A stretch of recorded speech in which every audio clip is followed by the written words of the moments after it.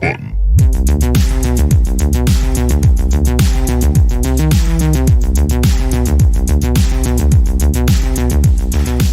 I was gonna say, I've been playing Divinity Original Sin 2. 1 or 2? 2. I played the first one for several hours and I don't didn't hear many make it people very far. talk about 1. A lot of people talk about 2. It was good. 2 is gooder. That's how English works here. Like I've always told people, it's essentially the closest you'll get to Dungeons and Dragons in the video game. Right, It's no point in comparing it to any game, because even the games I compare it to are not likely been played a lot. I guess like Baldur's Gate and shit like that. Like, What made you dive into that? it's just it was on sale. Okay.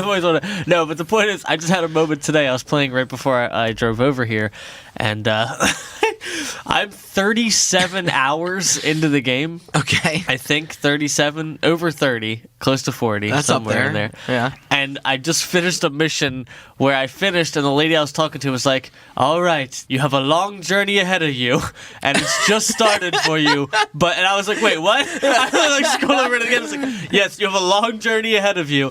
You've just started your journey just now." But there's a whole journey, and I was like, 37 Dressing hours? the player, just, we need you to leave your significant other and also quit your job. 37 hours in, I just have a long journey ahead of me. I've talked to Austin about this before, where we read a lot of game reviews, and some writers will just be like, man, around like the 10 to 15 hour mark, this game starts to get real good.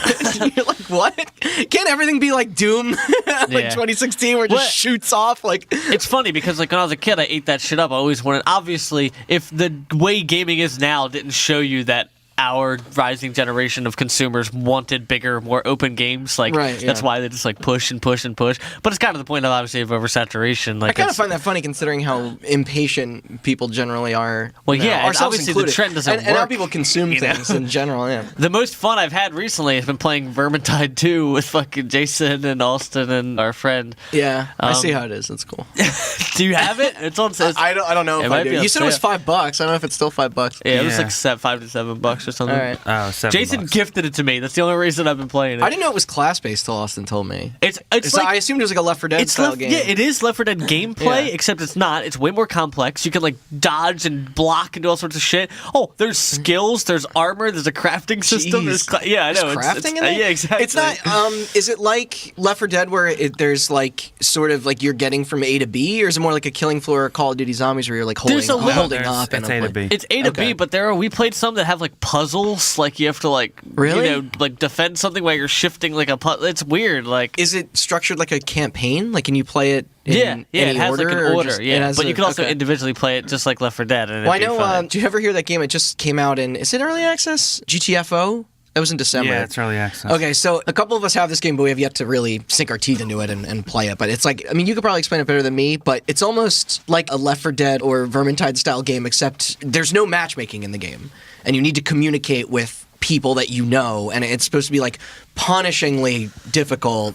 And it's almost like a raid where people end up sort of assigning each other roles to like get past certain. We played some of the harder areas. levels in Vermintide. Like we upped the difficulty a little bit, and it's fucking hard. Like you definitely need to have better gear, which you get from like doing missions and shit. Right? Yeah. It's not like a Destiny loot grind. I don't want to give it that illusion. It seems like you get something that makes you better every single time. Is it like, looping? Is there like random loot in it? Okay. Yeah, but here's the thing: like you're opening chests and stuff, but obviously it's marginal. Like it's just a number to make you. It's like Doom style. Like idealistically, you could just run through and spam a button and like survive. You know, it just makes it easier. That game's been out for a few years too. Like it feels funny, like diving into like talking about a game from 2016 or 2017, But anyway, Divinity. I left the first island of the game 40 hours in, so I'll let you know. Yeah, in where 3 years there. where you are.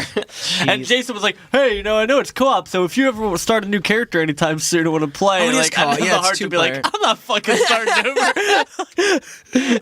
Yeah, do that 37 hours again, dog. You'll figure it out better. Yeah. I mean, it doesn't gate you, does it? That's the issue, is it has so much replayability, because you really can do anything however you want. Like, I got off the first area by killing everybody. Is it replayability in terms of multiple paths? Or yeah, okay. absolutely. I mean, every single way. Like I said, I killed everybody in this one fort. There's a way you can sneak through. There's a way you can, like, get a job and, like, work your way to the top through. Like, it's insane. Like, there's so much shit you can do there. I got one last bit here when you were talking. Do you remember Hitman 2016? This is completely unrelated to, like Yes. all these games.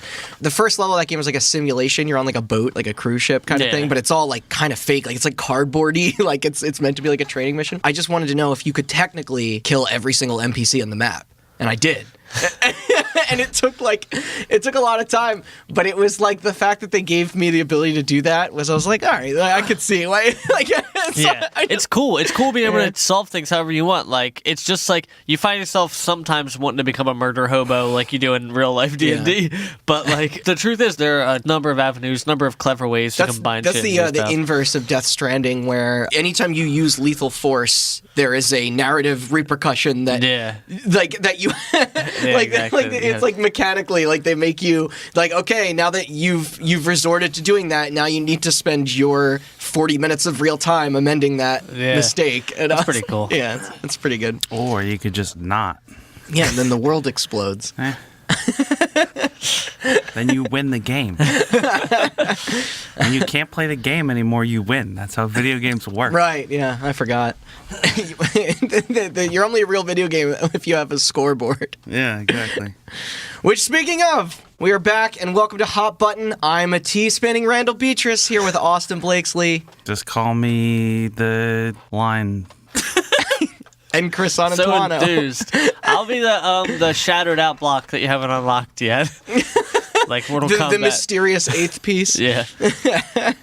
But this is part 2 of our history of Tetris, and where we last left off in our story, some rights were finally sold for the game, while most of the other rights were not. I guess it kind of depends who you ask in our cast of characters here. Yeah, catch me up on the cast of characters. Yeah, so thinking about it a little bit, once we finished recording before, I kind of came to the conclusion that giving everyone a sort of a refresher at the beginning of the show today would make things much easier going also forward. easier on the other two people here. Behind the scenes look. For the first time, we're not recording a multi-parter all in one day. Yes. So Yeah. we even need a bit of a refresher. Which I think this works So out anyway this is for the people game that where aren't you listening the to these little back then. circle guy goes from one end of the screen and shows up on the other one, right? You already made that Pac-Man joke on the last Oh yeah, wait, shit. This is the game where you hop on the blocks. It's 3-dimensional. This is the one with the invaders from space and they come down. That's Puzzle bobble? yeah. Sorry, bust a move. But I just want to make sure that things don't get too overly convoluted and that everyone has a good sense of geography in the story here. Okay. So, for starters, we of course have Mr. Alexei Pajitnov, the creator of Tetris. What's who- his middle name? You didn't say his middle I didn't. name. Leonovich? I think He's it's been practicing.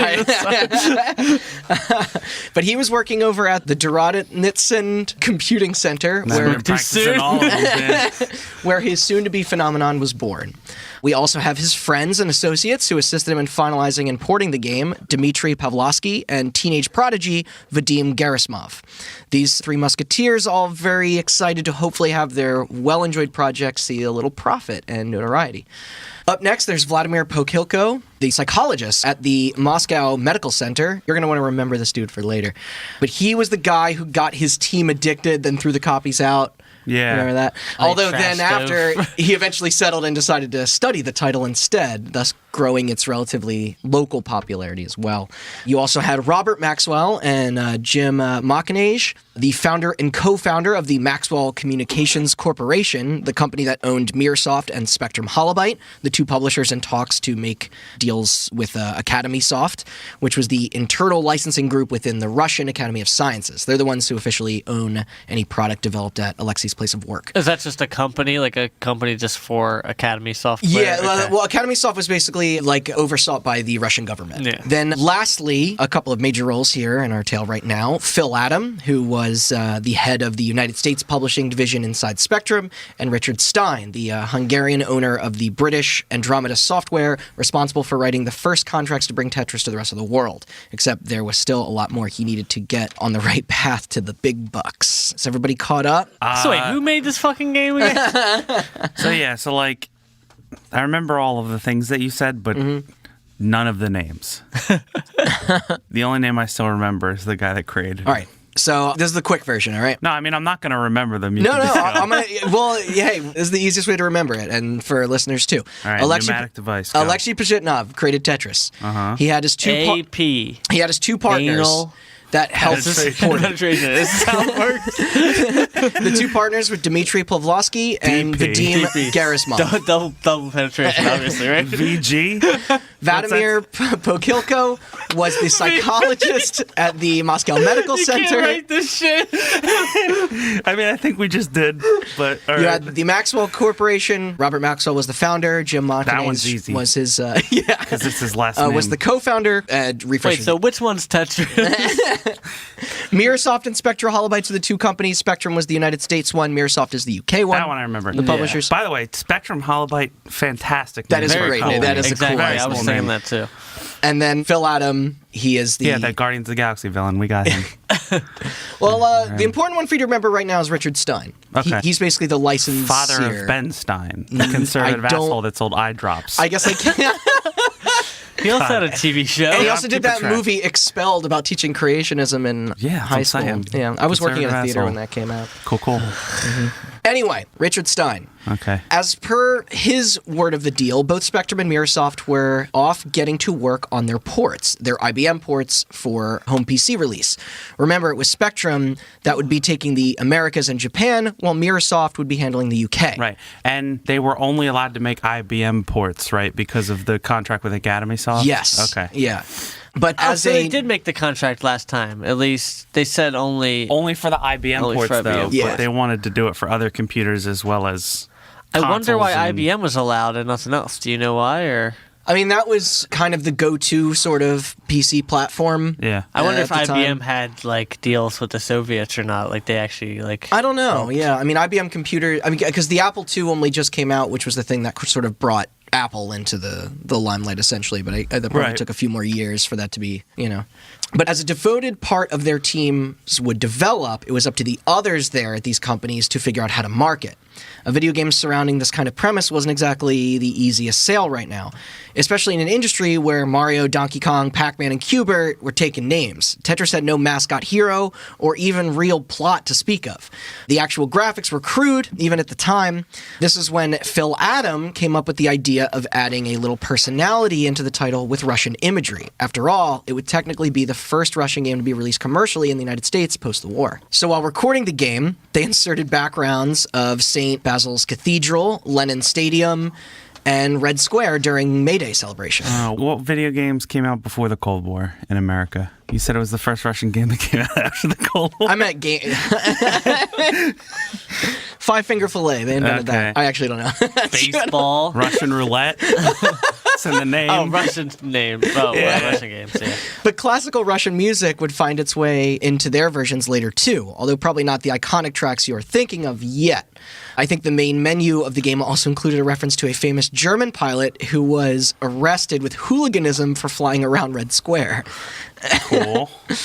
I think the flag said play Tetris on it. By doing all this, they would make the product, quote, exotic and mysterious, especially to a customer base totally unfamiliar with the culture across the pond in the USSR. They wanted people to be curious about it, considering the state of where we were as nations back then. Surely a box art featuring the Kremlin would be bound to raise even a few So eyebrows. this is gonna be a Yeah, I mean, and the last time a German was flying over Red Square, it wasn't the best fucking time for the Russians.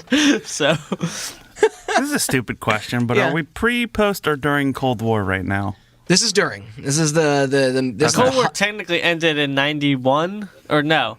Yeah, Yeah. I guess the Cold War. Yeah. The Cold War never ended, bro. I mean, this is true. this is at the the Soviet heart. Union fell in '93 or '91. It's somewhere between there. So if you want to maybe count that 92? as the end, This is at the heart of what culture would call the yeah. So the Cold War. '80s. If you read any Cold War stories or into any Cold War fictions, it usually takes place between 84 and 87. Yeah. I think this is 86 where we're at right now. One of my favorite dedications to this strategy, though, was that when Tetris began to be shown around at trade shows, Spectrum would hire Reagan and Gorbachev impersonators to promote the game as a duo together.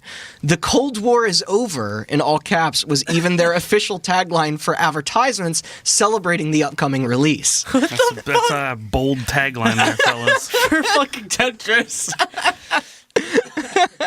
The launch being set for January of 1988.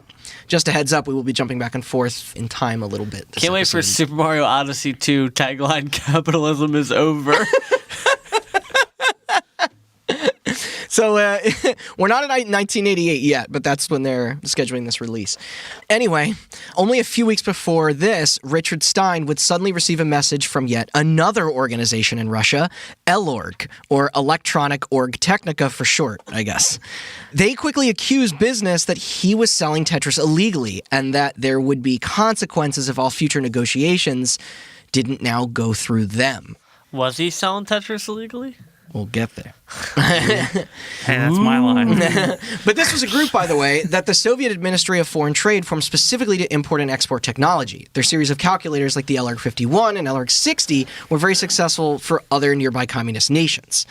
But yeah, under Gorbachev, the real one this time, restrictions under trade with the West finally loosened. This was how the company here could seek for new undertakings internationally, and their expertise was tech, so this definitely meant computer software, including video games. Yeah, their economy was struggling a little bit by this point. Oh, yeah. The whole reason the Russians so heavily enforced the technology thing is because it's the same thing that happened with the space race. It was about proving that not capitalism could get something done on a large scale. Like, that's why they industrialized so fast. That's why they had so many agriculture problems. That's why they wanted to make it to the moon. It was like, look, communism can do shit too. The space race was a huge part of our first episode because that was like initiative to bring younger people into also pursuing science. Exactly. Like, so that's why it makes sense that they were so like stalwart about defending intellectual properties getting in and out of the country. They're like, fuck you, like we made this. Nobody really knew what Tetris would do yet. Basically, though, once they found out what people over at the Russian Academy of Sciences were making, including Alexei's artificial intelligence software, they decided to pay him a little visit. This was when they asked him if the AI program was for sale. However, during the meeting, our main man brought up this whole Tetris game he was also working on, all while going on about the troubles he was having with Academy Soft and licensing with Stein. Upon hearing this, though, the once friendly representatives from ELORGs suddenly got real mad. They hammered down on poor Alexei and his team about how he had no legal authority to connect with anyone outside the country in regards to deals of software made there. But they already were working with their own people, right? Like, I mean, it's... this group, I guess, did I miss it? They're higher up than the Academy Soft people? ELORG? Yeah. Yeah. Okay. It's almost like the South Park bit of the who's in charge here? I am. Not anymore, you're not. Like it's literally like one of the biggest parts of the story is sort of miscommunications on top of miscommunications and not knowing who is in charge or who has authority. It's kind of hopefully disorganized. That's communism for you, man. USA. USA. I know who's in charge, man. I do whatever he says. Not only this, but they quickly demanded that the lab group hand over all of their paperwork on the matter ASAP. Further reading of that, of course, then just led to the reps discovering the contract and an international business partnership for a video game developed by a researcher on their property on their time. A video game set to be sold in the West and Japan for profit. All of this despite no approval and no signature. This was also when Robert Stein be asked to travel there to Moscow in person to explain himself and his venture. Is it Gulag time? I'm waiting for it. Is it what? Is it Gulag time yet? It felt like an interrogation, he said. That's weird. The reps from ELORG were untrusting and impatient. Now I'm going to read the next exchange between the two sides verbatim. Why are you selling Tetris without our permission? I didn't even know Russian. I didn't even know you guys existed. He responded. My immersion is kind of broken. Could you please do it in a Russian accent, please? Do not make him do a Russian accent. I'm just kidding. I'm not going to. Sorry. Continue. Yeah, right. He said, "Why are you selling Tetris without permission?" And he responded with, "I didn't even know your group existed." He had no idea. Yeah. That's weird. It was secretive. That's weird. He wasn't intimidated and held his ground firm, though. If the department pulled out from the deal now, it would look pretty embarrassing to the higher-ups in the USSR. After all, they, quote, didn't want to seem too unreliable in the world's economy. Remember, this was a society very much still in recovery from the tragic events of April 26, 1986, less than 2 years prior, which was, Austin, you name it. Chernobyl. Yeah. Also, 4 years before I was born. 4 years and 1 day. But that's right. Chernobyl was very embarrassing. The worst nuclear disaster in history was understandably quite fresh in the minds of the entire planet. The worst nuclear disaster in history so far. Also, they shouldn't have had all those British people handle it. Yeah. That's where I they saw went the wrong. show. But this meant people's perspectives of Russia wasn't too great right now, with the official Soviet criminal trial only taking place 6 months prior in July of 87. That's just because their Ukraine was pissed because their citizens can't breathe or whatever. Everyone's getting cancer. Yeah. The last 10,000 people used to live there. Now it's a ghost town. Thank you. The last thing anyone wanted representing the nation was another stigma, no matter how small, of being difficult to collaborate with. So what you're saying is that Tetris is a nuclear level disaster on par with Chernobyl. That's not what I'm saying. Okay. Sorry, I was only paying half attention, but that's what I got.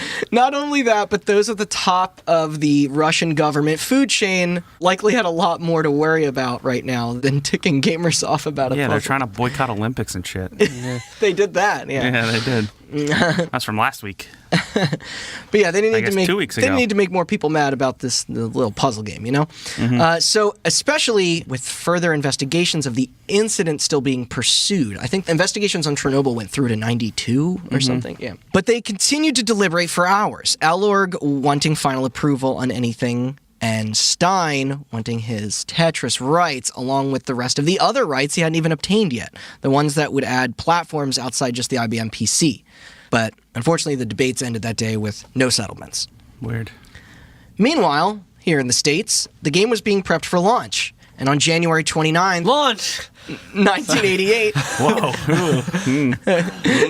Spectrum Holobyte officially released their version of Tetris. The MSRP was $34.99, A lot. and the bright red box with Yeah, bold I'd yellow wait for a Steam lettering sale or something. Like it's reading the game's title in Russian was on the shelves. And their tactic of standing out in the market worked perfectly, as it quickly rose up the sales charts to 100,000 units sold in the first year alone. Okay, so let me get this right. They just stole a Russian game without ever having a contract and then just started selling it on the shelves in America. Uh-huh. All right, everything sounds right on track. Wait, did they steal it? They didn't have any rights yet I to thought they had publish rights it. to the IBM one. Oh, yeah, sorry. No, they had rights to the IBM PC okay, version. okay. Sorry, the theft will come very soon. Well, spoilers. But Microsoft's UK edition was also now out there in the wild as well. It didn't sell as good as the American counterpart, That's but because those Brits are stupider than they look. There goes half our still- British audience. it still did well enough. We have a lot of listeners in Ireland. Don't they hate the British? Yeah. There you Wait, go. depends on what part of Ireland. Okay, that's true.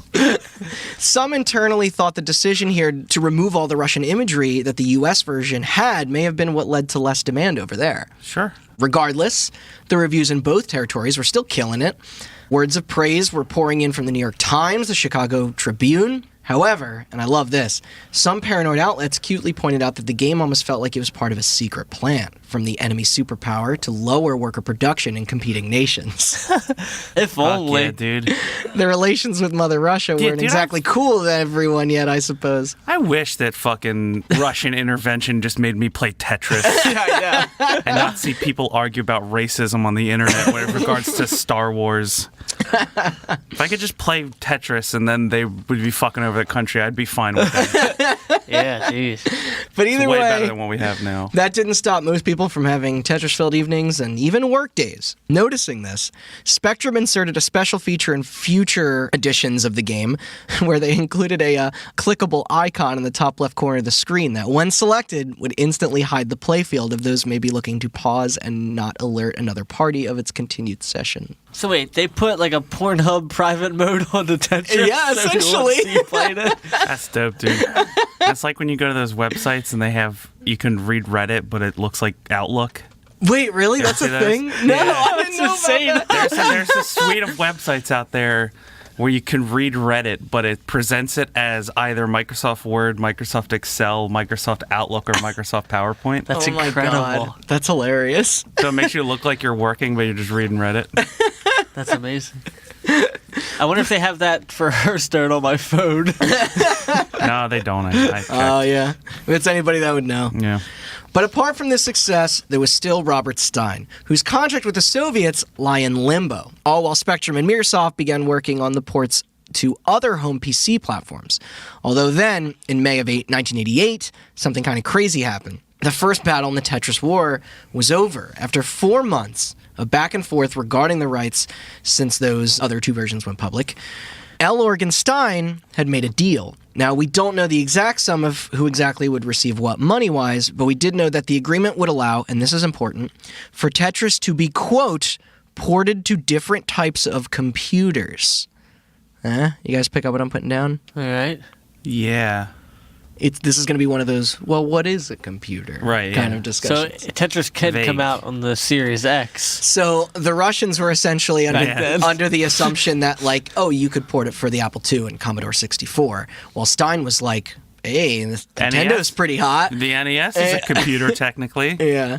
It's all ones and zeros. So, like, to your comment earlier, it's not that things were, like, blatantly stolen, but they kind of were. All right. It's It's hard what's known to... in the biz as a legal loophole. Yes. I wonder why the Russians were so against the console. Well, I think it was just more that they wanted final say. They wanted to oversee everything. And the problem with development in consoles is, like, you have multiple publishers handling things. You have different branches and subsidiaries of, like... Because the last time they let somebody else oversee something, a royal family took control of their country and put them all into poverty for 5,000 years. But to Stein, this deal... Which country is that?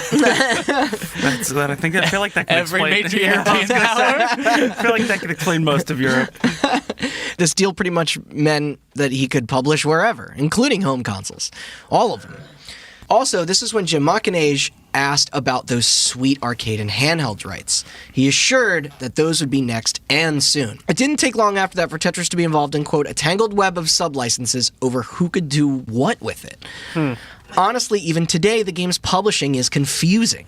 Like, Mr. Gorbachev, tear down this legal wall.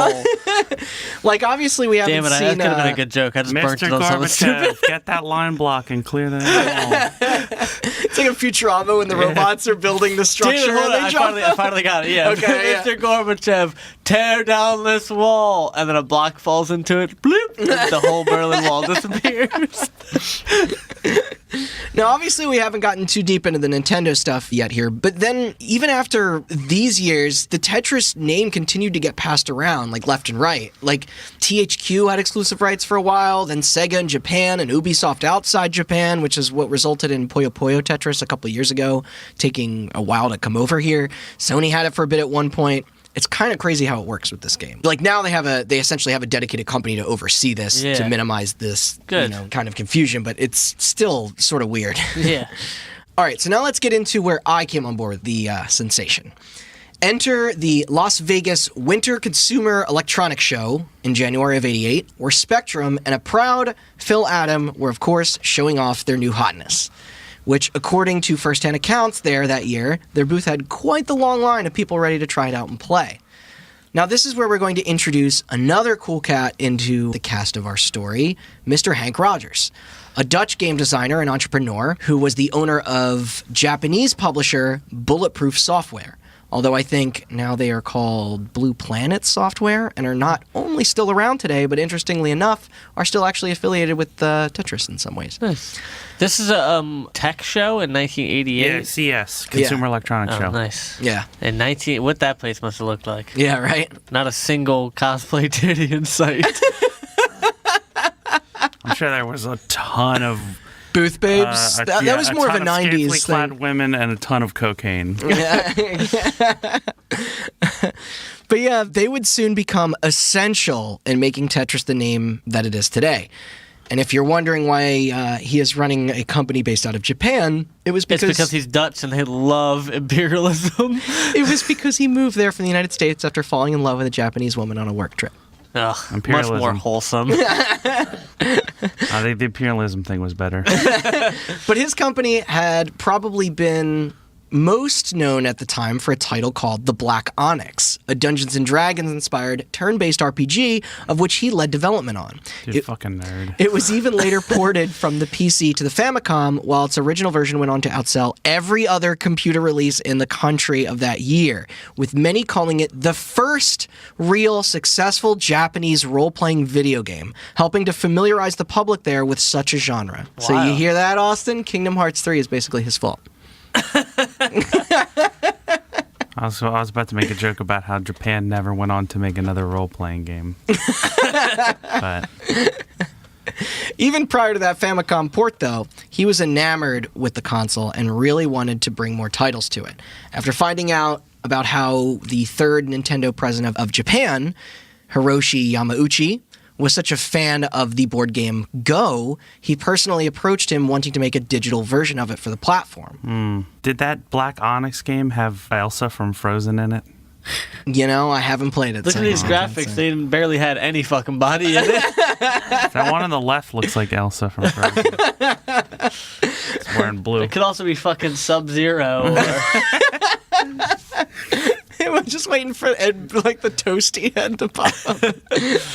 Well, Yamauchi loved the idea and gave him an advance of 30 million yen. I think that's about That's like $3. I think it's the $300,000 to pursue it. But why does this matter? This was basically how he became an official Nintendo licensee. Right. Shaping most of his ventures from here on out into the world of publishing. Right. So popping around at trade shows in search of what to bring home with him to Japan became his primary gig. Right. Anyway, Rogers is there patiently waiting in this line, ready to get his hands on some Russian puzzle goodness, and wouldn't you know it, he loved it too. Except he also didn't really super know what all the hubbub was about yet either.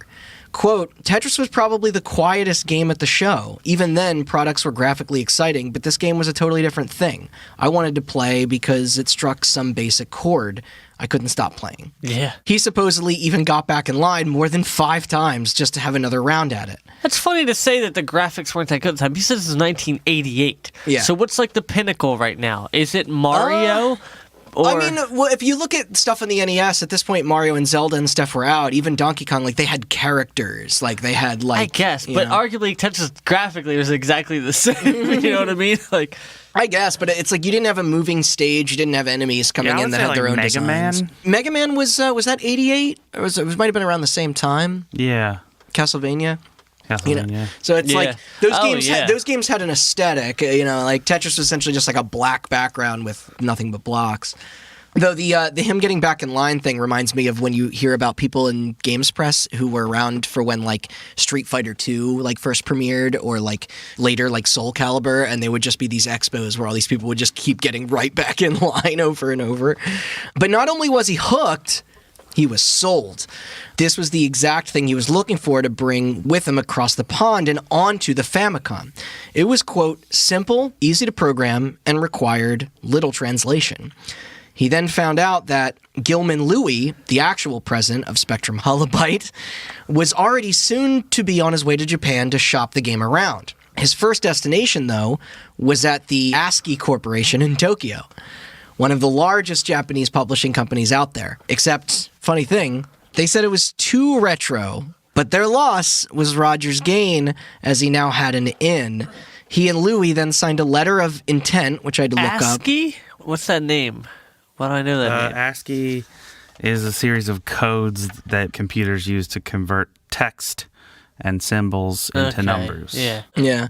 That's just wild that they were one of the biggest around. How was Nintendo not foresaw? You know what I mean? Right. The American Standard Code for Information Interchange. Okay. Okay, that's what that stands for? That's what ASCII stands for.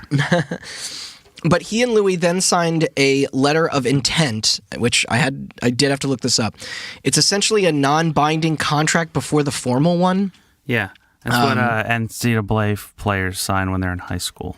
Oh, yeah? So that everybody can profit off them and pay the coaches $1 billion. Of course. And then, Yeah. Companies like EA, for instance. But this was for bulletproof software to publish Tetris in Japan for pretty much every single possible platform that there was. Rogers offered the typical cash in advance plus royalties, and Spectrum agreed. Despite having the ability to reach Japan, they didn't really have any plans to do so. Rogers had already proven his experience there, so why not? So it's Spectrum basically had the authority to release games in the Americas and Japan, but they were only focused on America right now.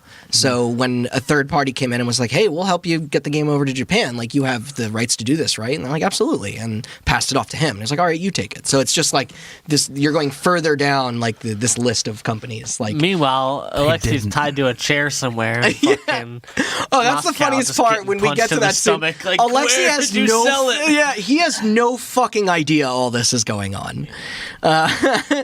So Louis then called Jim from Mirrorsoft to break the news. But then, this was when he just suddenly discovered from Jimmy that the console and arcade rights for the territory had already been previously sold. The buyer, which one day I still want to do an entire episode on these guys too, was Tengen, or better known as a subsidiary of Atari Games. Yeah. Yeah. Or I guess it's pronounced How did they get the Tengen. arcade? How did they get the arcade rights? I always thought it was Tengen. I thought it was Tengen too, but I've also not? heard Tengen. Okay. So I guess I can't say I know. How the We're fuck now in a Greece situation, Yeah. I guess, aren't we? How the hell did they get the arcade rights? Who sold them? Yeah, so it's sort of interesting is they basically, while this stuff was going on in the United States, made a deal with Mirrorsoft over in the UK. So apparently everyone over at Tengen was addicted too, and they wanted those rights while they were still hot and cheap. So, like, Rogers was obviously super bummed, especially when he found out what they paid and what it was in exchange for. Atari got the arcade rights for Japan and America, while Mirrorsoft was permitted to publish Blasteroids in the UK, a lukewarm received follow-up to the smash hit Asteroids. Are you fucking kidding me? There weren't even royalties along with it or upfront money either. Who made this deal? It was a terrible deal. I don't know. Have you seen footage of Blasteroids? I think I played No. it before, but apparently No, but there's still a Tetris, and everywhere there's a fucking arcade in the world. There's no Blasteroids out there. Louis was understandably, he was mad as fuck, but there was nothing he could do about it. Mirrorsoft had way more leeway in having a direct connection with their parent company, Maxwell, as they were both British-based. Remember, Spectrum was stuck over here in the States. So once Rogers found out that he could only have the PC license and that wanting the console and arcade rights would mean having to go through Atari first, he called him. And they quickly told him to piss off. Yeah, hey, can I have those to give them to Nintendo? Yeah, exactly. And they were like, no. But he wasn't giving up, though. After this, he decided to fly out to California, where their American headquarters was, Atari's, and stake out in the parking lot until an opportunity to talk to their president would arise. What a crazy time the 80s were. Yeah. There's a dude sitting in his hot 80s car, chain smoking cigarettes, waiting for the president of a corporation to leave the building so he can corner him without getting the rights President to a of video game. President of a corporation who I'm pretty sure is also the president of Chuck E. Cheese. Wait, really? Yeah, you didn't know that? No. The Atari scene. Nolan yeah. Bushnell also created Chuck E. Cheese. No. Back then, this was Hideki Nakajima. Oh, right. They're a Japanese company. Yeah, because at the time, this was the third iteration of Atari at that point, out of, I think, 6, maybe? I can't fucking keep track of that stupid company, but Norman Bushnell was the head of Atari, I think, the 5th or the 4th. I don't know. They became Infogrames at some point. They were like Atari Inc., then Atari Games. Now they make Snapchat glasses. I have no, it makes no sense. Anyway, as Nakajima was walking to his car about to head home one night, Rogers jumped on him and beat the living shit out of him. I'm kidding, of course. He made his sales pitch. This bold Sweating. He was like, there he is. Fuck, quick. Yeah. He quickly buttoned up his button up, got his tie, brushed a bunch of crumbs off pulled his out shirt. a clipboard and Because he'd been sitting in his car for fucking 7 there's just hours. candy wrappers on there. But this bold strategy actually led to an official meeting. And later over sushi, they figured out the details. Turns out, Nakajima couldn't even give the arcade rights to Rogers if he wanted to, because they were already sold to Sega, a company who we... So timeout. a company we will also later get into, as they improperly believed that they had the console rights with it too. So wait, how could... Okay, the console This rights... has to be the messiest, most Yeah. hard-to-follow story of a fucking video game getting published The ever. console rights... It's insane how many hands are in this already. The console rights were never given. No, yeah, that's the right way to start Yeah. this. Technically, no one here should be doing any of this. So Has the authority to Russians do said, any of go this. ahead, publish it on other computers. Yeah. To Stein, who Yeah. was an American, right? No, Stein was the UK. Hungarian. No, Stein Hungarian. was Stein Yes, was a yes, yes, Hungarian. yes. His business was in the UK. Yes, He operated in the UK. Mirrorsoft was the connection there. Yeah, because Mirrorsoft is the UK publishing branch. Spectrum Holobyte is the US publishing branch. They're both owned by Maxwell All right, Corp. so then... And then Mirrorsoft sold the console rights to Atari in Japan, and also their American headquarters of Atari sold it to Sega. Yes. Yeah. So just for recap, the Russian While government, the American branch is trying to sell to Nintendo. So the Yes, Russian in Japan, but they can't because Yeah. the Atari already bought it and then sold it. All right, so let me go over this so I make sure I got it. Yeah. So the Russian government sold the ability to publish on the Commodore 64 Yeah, it was the IBM first, then they allowed them to make ports for the Commodore and Apple II and to stuff. Max Stein. Yes. Who then sold the rights to publish on whatever To Robert Stein. Robert Stein. Yeah. So then sold the rights to whatever the fuck they wanted to publish it on to Mirrorsoft, Yeah. who was partnered with Spectrum Holobyte. Yeah, because that was And the then- American branch. And then Mirrorsoft sold the rights to Tengen, who was owned by yeah, Atari. yeah. And then Atari. and then a guy who was a representative from Blue Planet, did you say? No, that's who they later became. Bulletproof. Bulletproof Yeah. tried to buy it for Nintendo. Yes, But then he for was the told Game Boy. no because they already sold it to Atari. So then he staked out Atari. Yes. And then found out America, that a Atari different In America, the Atari of America, yeah. Atari of America had sold the same rights that the company he works for in Japan owned to Sega. Yes. So Nintendo couldn't have it. Yes. Okay. Because at this time, the Sega Master System and NES were still And if duking our it out. Sega story wasn't any evidence enough, Japanese and American branches of video game companies obviously don't discuss anything with each other. Dude, we are all like a sweating Charlie Day with Yeah. fucking red yarn on the court. How does anybody make money? There's like Also, four okay, different here, In people. your summary, we still didn't even get into the Russians in general with Andromeda Software, Academy Soft, and Elorg, which is this fucking... Elorg is the Scientology thing, right? And by the way, What was that ship called? It was something org, wasn't it? A Sea Org. Sea org. the funniest part, too, is like, Alexi has no fucking idea. Alexi's still trying to make voice recognition in the 80s. Yeah. That poor guy. It still doesn't fucking work. Yeah. What's Boomer's obsession with fucking voice recognition? I don't know, dude. Okay, well, you said, how does anybody make money? Here, let's talk about economics for 2 hours so I can explain to you. It doesn't make sense. It doesn't really matter how doesn't. long we I talk Because know, when you about I hear it. about all understand that it here's doesn't the make thing, sense. when you That's hear why about all I'm these deals, exclaiming. the deals are for like an upfront fee, and they just keep splitting royalties off with more and more companies. Right. And it's just like I don't know how things get distributed. Yeah. The weird thing is, I know who published Tetris on the NES, Yeah. but I'm trying to trace it back. It's fucking wild. Yeah. I'm not going to spoil it. Right now, the only thing I know is the Sonic guys are making a Tetris movie. You know that fucking that shit ass Pixels movie like actually had to go through to the Tetris company to like Yeah, remember when that short came out that yeah. it's based on? And that was probably really the best cool? gag in the short. Yeah. But Rogers was willing to make a deal about the Japanese console rights because that's what he was really going for. Nakajima was much more focused on the North American market anyway to put out their Tengen version of Tetris. The price was a tad high for our Bulletproof Software president at $300,000, the same amount that he received from Nintendo earlier that year for the game Go. This was That's like how much a house costs. Could you Yeah. imagine buying the rights to Tetris I for the know. price of less than I one of our know. parents' houses? Remember, I think the first Tetris deal in the previous episode was 10 grand Yeah. or something like that. Yeah, it's like Yeah. we could have pooled our money together. And Dude.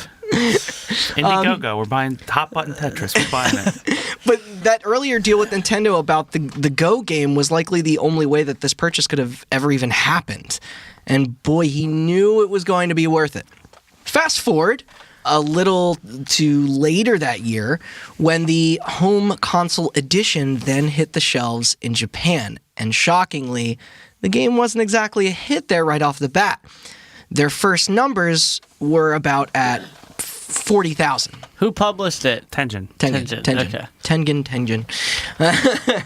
But this is way, way less than the other regions like here in the US where it was selling hundreds of thousands. Rogers, even soon after, contacted Nintendo of Japan in hopes that they could maybe give the title a bit more push there. What the fuck is Sega doing with the console rights? Are they selling it They're in working. Japan? They're or? working on their own version for the Master System, Oh, or I guess soon to be okay. the. Well, they had the arcade rights But then they were also wanting to make a home console for the Master System that and then makes the sense, 'cause Genesis. Sega was upcoming, really arcade kings at that Yes, time. they were much more focused on arcades back then. But this is when Yamauchi would pass the request down to some nobody named, let me see if I can get this right, Shigeru Miyamoto. The guy that made Yeah, no idea who he is. Pikmin? No, he made a Steel Diver, was it? Oh, okay. Well, I'm obviously joking here, as the legendary developer was fast to believe in the title, seeing its future opportunity as a major success. When Yamauchi simply asked him why, Miyamoto responded with telling him that all of your secretaries and accountants are playing it. The appeal was universal, and Yamauchi now saw that too. Yeah.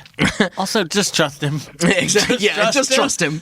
But now those once 40,000 orders then rose to over 200,000 as advertising for it finally began to let loose. Years later, it would become the best-selling game on the platform at 2 million fucking copies, beating Super Mario Brothers and The Legend of Zelda. The only problem was the more successful Tetris became, the more apparent that wonky-ass deal with Stein and the Russians would feel. People's eyes would absolutely tend to lock back on something the more money there was to make, right? Yeah, because at this point, whoever's making the most money is the person last in line who just happened to own Tetris right now. Exactly. Wait, so Tetris... At this, I'm no, just it's gonna let I you know. go. This is the Tengen Tetris. Yes. Yeah. Okay. And it is out on the Famicom, not the NES yet. This is, Okay, yeah. gotcha. Yeah. Currently, it I is found out, released in Japan. by the way, that the Tengen Tetris is technically called, because of something I'm sure you'll get to later, Tetris, the Soviet Mind Game. Yes. That is the full title of Tengen I'm actually Tetris. glad you read that, because that's not technically in my script, but that is important and Yeah. and it's also funny. Like Yeah. because it's funny, the Nintendo version, as we made the title, the From Russia with Fun, was Nintendo's thing. That was Yeah. like their tagline. So basically, all our heavy hitters are now in on it. Nintendo, the kings of the video game world, are now too.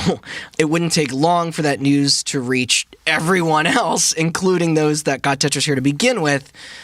You know, considering the NES in America alone was fastly approaching 7 million units sold. At this point, there was more money in Nintendo games than every single other PC platform put together. Yeah. This was even prior to their next home run product, the Game Boy, you know, which would make its debut coming soon. And that debut needed something with it.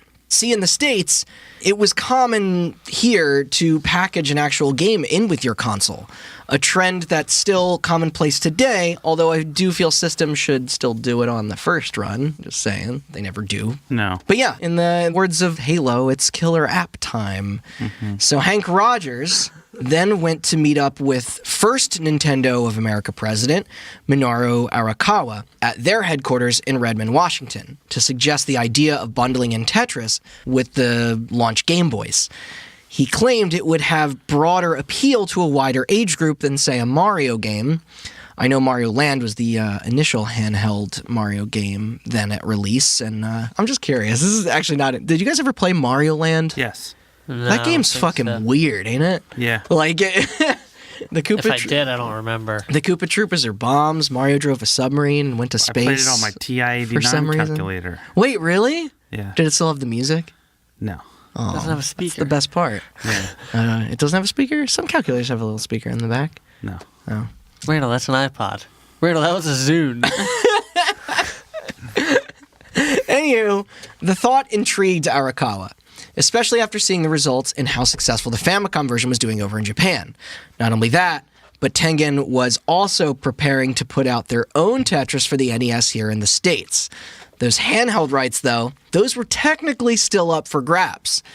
This was when... Oh, yeah, because it's different. Yeah, this was when Unless Rogers... it's a computer, and then in that I mean, case... it is a computer. Yeah. Oh, well, then in that case, somebody already has it. Yeah, exactly.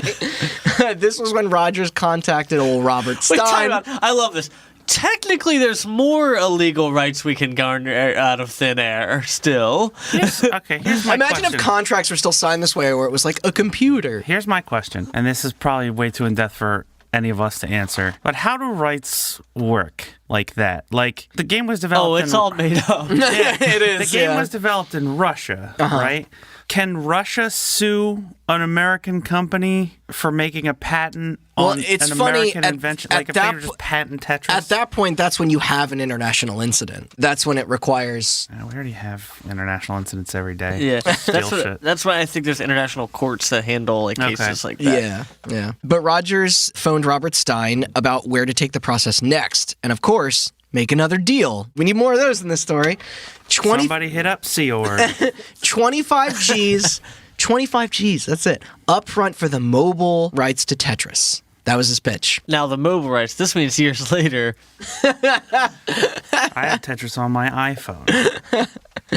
But Stein didn't really know how to respond, though. He didn't exactly have the handheld rights to give. Those were never explicitly... Nobody had any rights to give. Well, yeah. Russia doesn't even know what a handheld is. Handheld like a pistol. Plus, Mirasoft was on the other side still bugging him about it too. Basically, he was going to have to go check back in with the Russians first, and that was never totally easy. This is bullshit. Your made-up thing is cooler than my made-up thing, so you gotta go talk to the boss. It's like... Yeah. So this was when another major issue came to light. Somewhere during all these confusing legal endeavors around the game and its releases, L.org wasn't getting paid. Millions of copies were selling. Did they have royalties? They had yet to see a cent of it. That's the Russian holder. Yeah. So they sent their new director, get this Russian-ass name, Nikolai Belikov, who, quote, had quite the reputation for being cutthroat. Although Alexei would later... That means he literally cuts people's throats. Also, it sounds very similar to the protagonist, antagonist of the fourth Grand Theft Auto. And what if the fourth Grand Theft Auto was about him going to collect the Tetris rights? Alexei would later comment on him as being an excellent actor. And also Grand Tetris Auto, before we move on. Grand Tetris Auto. And a worthy negotiator. So after he went over the May 88 contract, he noticed that pay was required to be coming in to them after 3 months. And this was 3 months after that. So they were overdue. They were overdue from their pay from Mirasoft, who was probably not even getting paid from, whoever was down the line. Yeah. I guarantee you Tengen and Atari themselves were the only people actually making any money off of the I bet Nintendo was too at this point for the Famicom port. Oh, yeah. Yeah. But Stein was stuck in the middle. Unlicensed arcade cabinets were already selling. Something else he didn't really want getting out there. So he thought the best course of action would be to fly out to see them and settle the whole thing out with everyone. To the Russians or to the Japanese? To the Russians.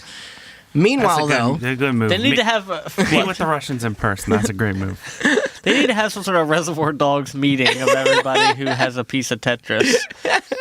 Meanwhile, though, an ignored Rogers was beginning to feel pretty suspicious of the whole thing. Not only that, but this was when he caught wind of the Spectrum attempting to make a partnership with Nintendo thing, too. Which one's Rogers? Is he the guy in King's Landing, or...? He's the bulletproof software guy. Oh. He's the guy at the wall. Okay. Yeah. But this angered Rogers... The Russians are the White Walkers. So much. Or Game of Thrones fans out there. Whatever. But this angered Rogers so much that he attacked back by calling the Nintendo president and telling Arakawa that Spectrum didn't even actually have she didn't have shit to sell to them. This would stop them all in their tracks from finalizing anything without him. So then he packed his bags and flew over to speak to the Russians himself. So Stein's on his way over. Rogers is on his way over.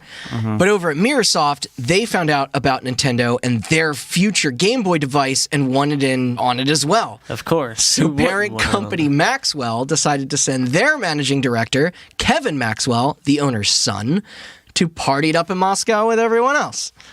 Here's the thing, though. The And then John Wick's gonna come and kill all of them. The conglomerate had tricks up their sleeve, mostly in the form of connections to powerful diplomats. Then, in February of 1989, Stein, Rogers, and Kevin Maxwell were all finally together at the same place at the same time to duke it out for those precious arcade and handheld rights once and for all. The most important battle ever in the Soviet Union, just 2 years for its complete and total utter collapse. Poor Rogers, though, he was first, and well, upon arriving in Moscow, he was completely lost, having no idea where Elorg was even located. Backwards, where am I? He was trying to find Elorg. He didn't know where they were. Wait, he's a Dutch guy. Never mind. Right? Yeah. Dude, you should make a movie about this. I know. I'm waiting for the Social Network version of Tetris to come. Do you think Aaron Sorkin would write a Tetris movie and it all has like very soft, subtle Tetris music in the background? No, yeah, but Trent Reznor would be, and Atticus Ross would be remixing it, though. So it'd be all like. It's a remix of Creep by Radiohead with the Tetris music behind it. But he tried to ask some friendly locals who, ironically enough, were playing Go. But communication was still difficult for him. Yeah, they speak a language that developed 2,000 years branched off from yours. No shit, you're having difficulty communicating with them. The next day, though, he hired... Then again, he did work in Japan. Japanese is closer to fucking That is Russian true, than yeah. Dutch is, or English. The next day, though, he hired an interpreter, and the address for their building was eventually found. Once inside, and after stating why he was there, the lonely Dutch businessman anxiously waited in the lobby, later commenting about how maybe he shouldn't have walked into a place like that uninvited. Yeah. The tension was really in the air. Belikov, upon hearing that there was a representative from a Japanese company downstairs asking about Tetris, was surprised and upset. He's at, where at? Where's he at? He's at the Elorg headquarters. Oh, okay. I thought he was going to the university. You gotta have like a Thien level of 4 to get into Elorg. Or whatever. That's all I know. But it was very much against protocol here to speak on matters such as these with foreigners without the proper clearance from, you know who. However, Who? his curiosities... Kremlin? His curiosities, Belikov's I mean, got the best of him, so he decided to hear him out. Honestly, having any more bidders for the game would jack up the price to those other investors from larger companies and would assist in those negotiations. Sidebar, Kremlin, coolest name for a Capitol building is. in the It's world. fucking Sounds awesome. like a battle Absolutely, mage's yeah. fortress. The White House is just racist. Yeah, no, absolutely. Yeah. So Belikov came downstairs and inquired who Rogers was and where he was from. Rogers then simply pulled out a Famicom copy of Tetris. I'm a Dutch guy from a Japanese company who got the rights from an English company who got the rights from a Hungarian company. He's coming back to talk to you. Yes! Just smacks him. Where are you from? But here's the funny part. Instead of stating all that, all he did was pull out a Famicom copy of Tetris out of his bag and handed it to him. He was trying to explain how him and his company were the biggest publishers of the game in the whole world. But Belikov, confused as all fuck, then angrily grabbed the game from him and responded about how no one should have had the rights to do this. As far as he knew or thought, a deal for a home console version was never fucking approved of by anyone at Elorg. Rogers, trying to keep his cool, attempted to deconstruct the chain of licensing and sub-licensing that led to Bulletproof acquiring everything And by the fairly. way, he did what we've all just done, but way less comically. So imagine how intense that was. Yeah. So, like, we're going to, just to run through the pyramid one last time for this episode, we got Alexei Pazitnov makes the game. You got Elorg at the top of the Russian, just to encapsulate all of that in there. Yeah. Elorg at the top, passed down to Andromeda, passed down to Mirasoft, who is owned by Maxwell, passed down to Atari Tengen, or I guess Tengen, or owned by Atari, and then finally down to Bulletproof Software, who was trying to make a deal with Nintendo. Be careful, if you stack too many companies on top of each other, it'll disappear. Oh, it's a fucking mess. It's like, I just got that. When are they going to implement the hold thing so you can hold one of the companies off to the side? Bulletproof Software, obviously, trying to get everything for Nintendo, who is at a war with Sega, who has the other. Right, and where's L. Ron Hubbard coming to this? All right, that's the end of my Scientology jokes. Thank you for coming. Wait, at this point in the 80s, he's still not I guess he's still hanging out with fucking the Golden Temple guys, right? Yeah. Aleister Crowley. Aleister Crowley, yep. Yeah. But yeah, problem was, to Belikov, the buck only ran to Microsoft in his mind. That was the last, company that he knew was involved. He didn't know who the fuck Tengen was, and even then, the only... Sonic? What? Yeah, the only deal he truly sought over himself was the one to Andromeda for the PC rights. All of this while going on to confiscate the Famicom cartridge from his hand and proclaim that he was illegally profiting off something that didn't belong to him. Welcome to capitalism, buddy. Yeah, and Sue, like, the fucking Larry David with a Russian hat on.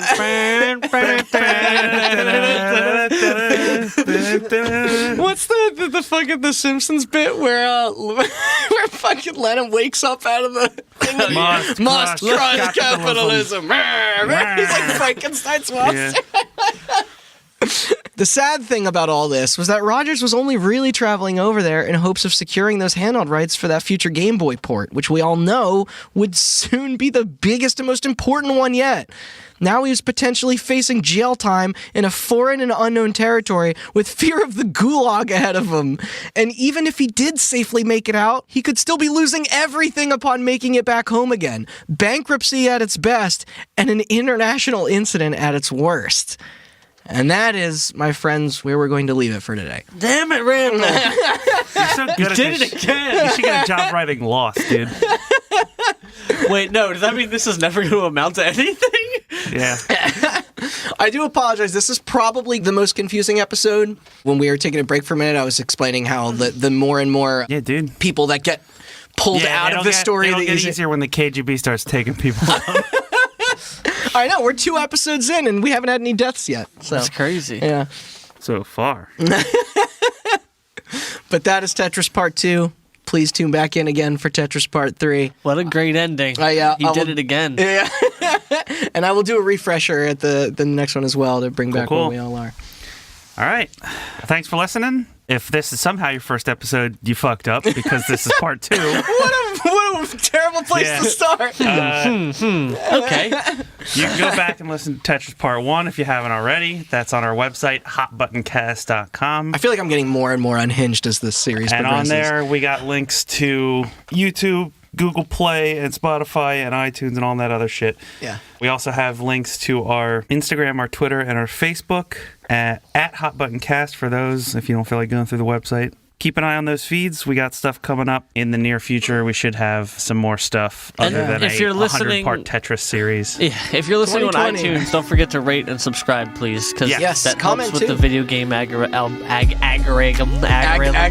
podcast algorithm. It helps us Yeah. get I'm up there breaking the top. everyone's And brains today. another thing is we're all pretty new to this, so we're not that good at the social medias. But Yeah. if you're out there and you're listening, you don't know us in person, hit us up on one of those sites. We'd love to hear from you. Yeah, and if you want to run it, let us know. We'll pay you nothing.